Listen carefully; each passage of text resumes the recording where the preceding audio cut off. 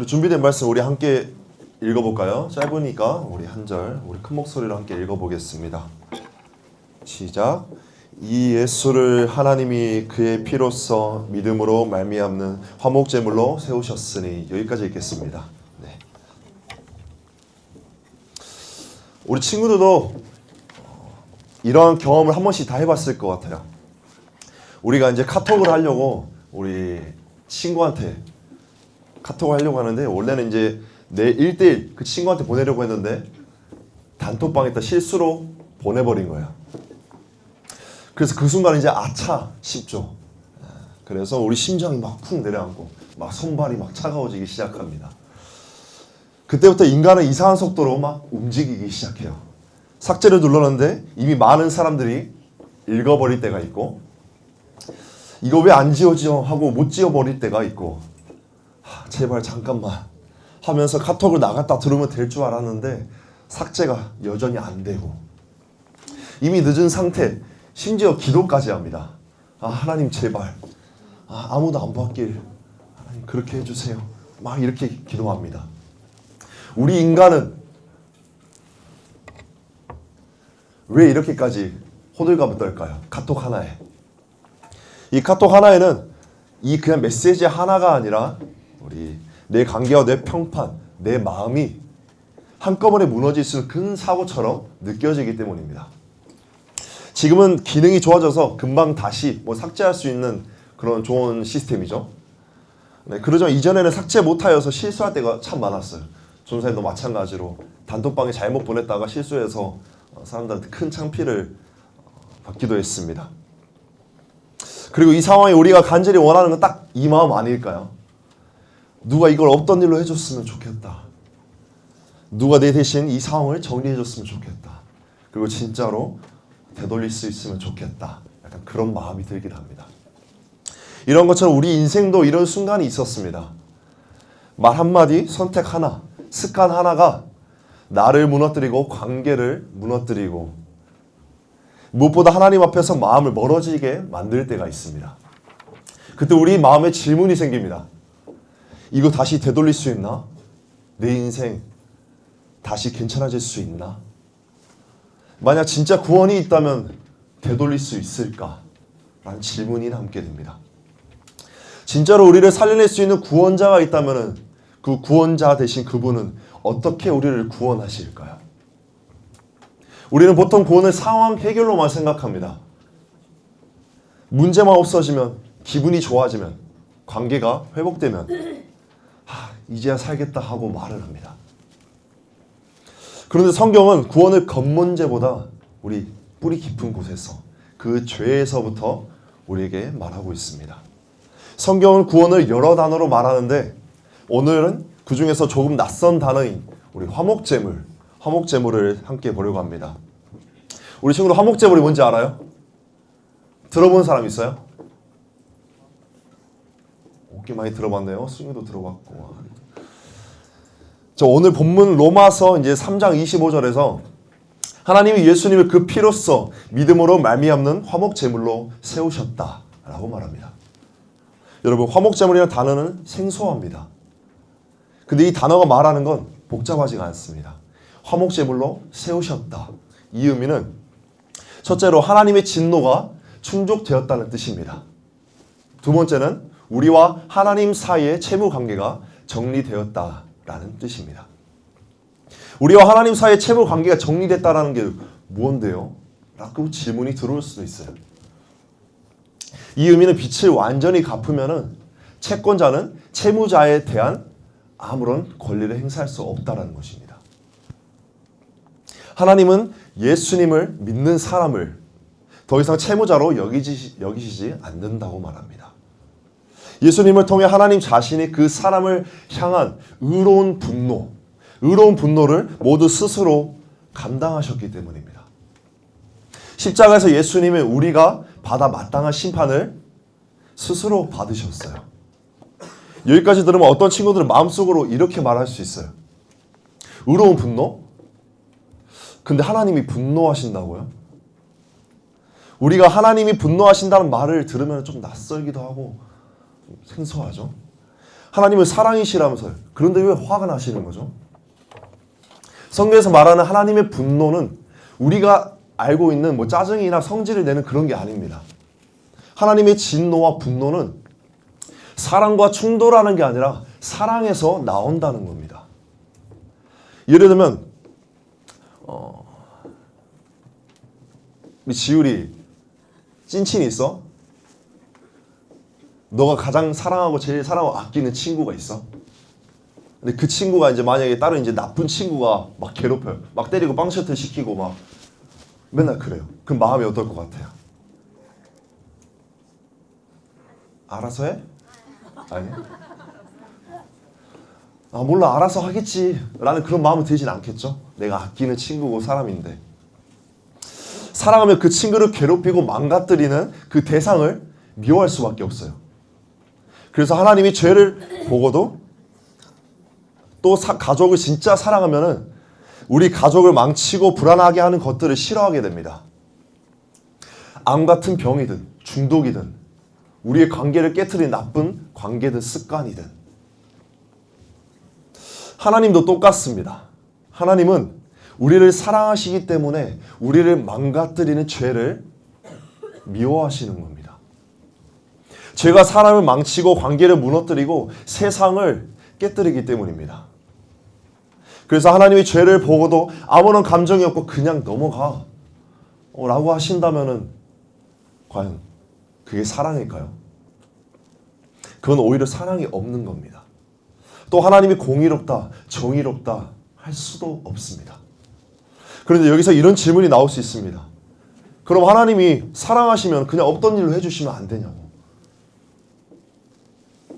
없던 일로 해주시면 안 돼요.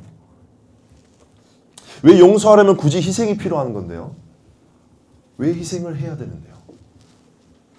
이렇게 질문도 들어올 수 있습니다. 이 질문에서 용서가 뭔지를 잘 생각해 보시면 잘 알 수 있습니다. 용서하는 것은 공짜일까요? 용서하는 것은 공짜일까요? 진정한 용서에는 대가가 따르게 됩니다. 좀 더 구체적으로 용서는 용서하는 쪽에 고통을 필요로 합니다. 만약 승유가 전사님 차를 타고 도망가다가 막 이것저것 막 다 부딪히고 막 타이어 펑크 나고 유리창 깨지고 다 그랬어요. 근데 와서 전사님한테 막 죄송합니다. 수리비 낼 돈이 없어 이러는 거예요. 되게 뻔뻔하죠. 계획적인 범죄. 막 사람들 막 다 때리고 막 죽여놓고 뒤늦게 막 사과하면은 그거랑 약간 비슷하지 않아요? 승희가 미안해. 그래서 이제 수리비를 낼 돈이 없다고 승희가 저한테 이제 죄송합니다 하면서 막 우는 거예요. 여기서 전사님이 할 수 있는 것은 어떤 게 있을까요? 전사님에게 어떤 선택들이 주어질까요?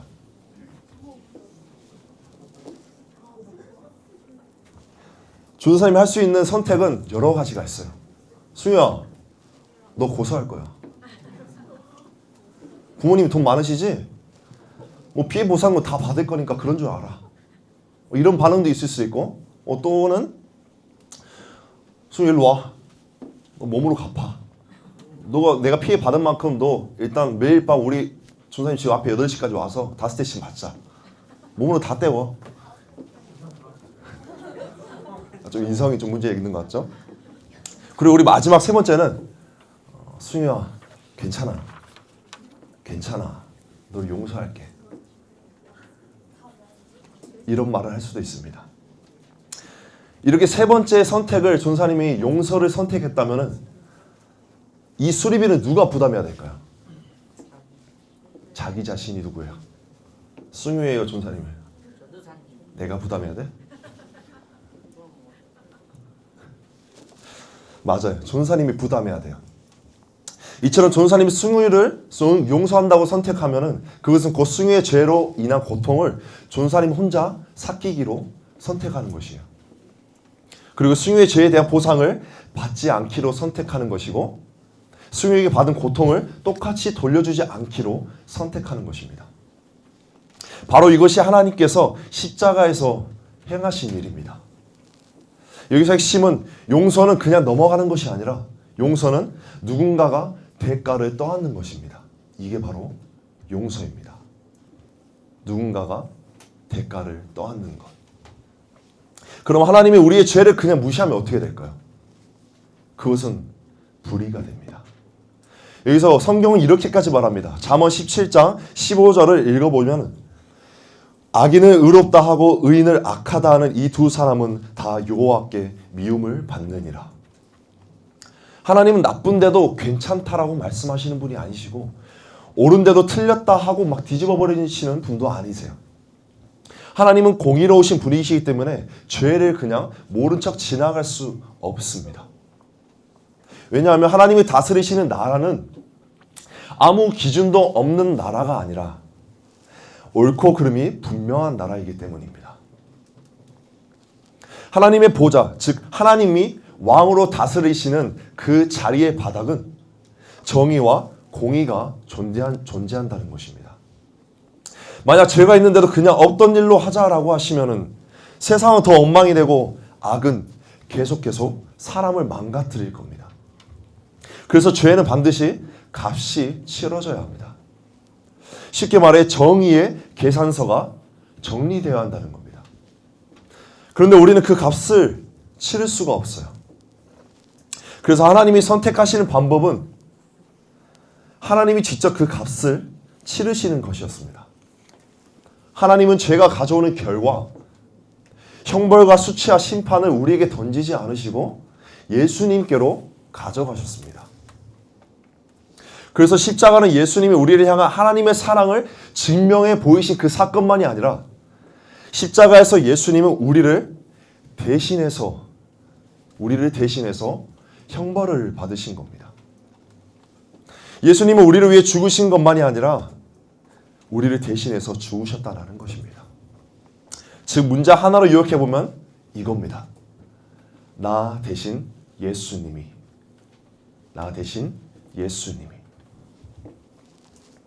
바울은 구원을 기술하기 위해서 많은 단어를 사용하지만은 구원의 핵심은 이것이라고 말합니다. 예수님은 내가 살아야 할 삶을 사신 뒤 내가 당해야 마땅한 죽음을 당하셨다. 그래서 나는 하나님과 영원히 화목할 수 있게 되었다. 라고 말합니다. 예수님은 우리를 돕거나 교육하거나 교정하거나 개선하려고만 하시는 게 아니라 예수님은 우리를 어떻게 하셨다고요? 구원하셨다라는 겁니다. 만약 여러분들이 눈을 떴는데 구급차 안에 들거리에 누워있다고 생각해 보세요. 어떻게 해서 거기에 눕게 되었는지, 어떤 사고가 있었는지 그런 것들이 몰려오면서 막 두려움이 찾아오기 시작합니다. 거기서 이제 응급처치 대원이 누워있는 저에게 이렇게 말을 합니다. 큰 사고가 있었고 피를 많이 흘렸습니다. 하지만 다행히 저희가 제때 도착해서 위기는 넘겼습니다. 지금 병원으로 가는 중이니까 병원에서 완전히 회복하세요. 괜찮을 거예요. 이렇게 말을 건넵니다. 그 순간 구급대원이 나에게 뭔가를 하라고 요구했나요? 아니죠. 나에게 아무런 요구도 하지 않고 내가 그저 대원이 말한 약속을 지킬 것이라고 믿기만 하면 된다고 말합니다. 바로 이것이 구원을 통해 우리에게 일어나는 일입니다. 여러분, 죄는 우리를 죽이는 방향으로 끌고 갔는데 예수님이 우리를 붙잡아 살려내신 겁니다. 그리고 예수님은 우리에게 이렇게 말씀하십니다. 내가 너를 구했고 내가 너를 회복할 수 있어. 너는 지금뿐 아니라 영원히 괜찮을 거야. 영원히 괜찮을 거야. 여기서 예수님이 우리에게 요구하시는 것은 한 가지입니다. 하나님의 약속을 지키실 줄 믿는 것. 이게 바로 구원입니다. 여러분, 오늘 우리가 붙잡은 한 단어가 뭐였죠? 화목제물입니다. 예수님이 십자가에서 하나님의 의로운 분노를 스스로 감당하셔서 하나님과 우리 사이 빚이 완전히 정리되었습니다. 그래서 이제 구원의 핵심은 이렇게 한 문장으로 만들어집니다. 아까 말했죠? 나 대신 예수님이.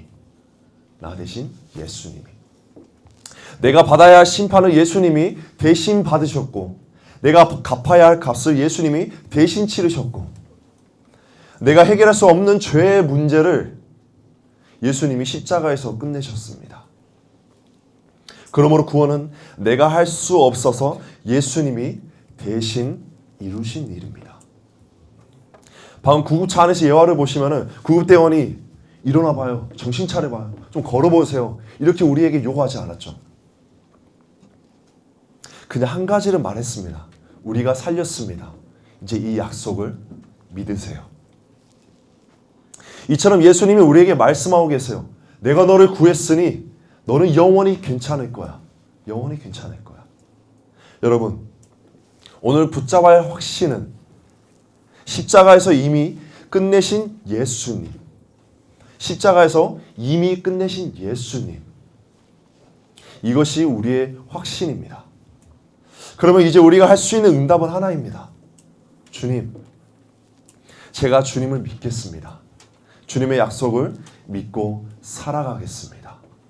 그 구원의 확신을 생각하시면서 우리 친구들이 믿음으로 잘 살아가셨으면 좋겠습니다. 우리의 삶으로 이어져야 한다는 겁니다. 구원받은 사람은 이제 내가 내 인생의 주인으로 살던 자리에서 내려와 구원자 대신 예수님을 믿고 신뢰하며 주님 맡기신 자리에서 사명감을 가지고 잘 살아가야 한다는 겁니다. 이제 우리 화목제물 대신 예수님으로 인해 구원을 확신하고 그 구원을 믿음으로 붙들며 살아가는 우리 청소년부 친구들이 됐으면 좋겠습니다. 오늘 설교 여기까지입니다. 우리 이런 믿음을 붙잡으면서 우리 함께 우리 찬양하며 나아가겠습니다.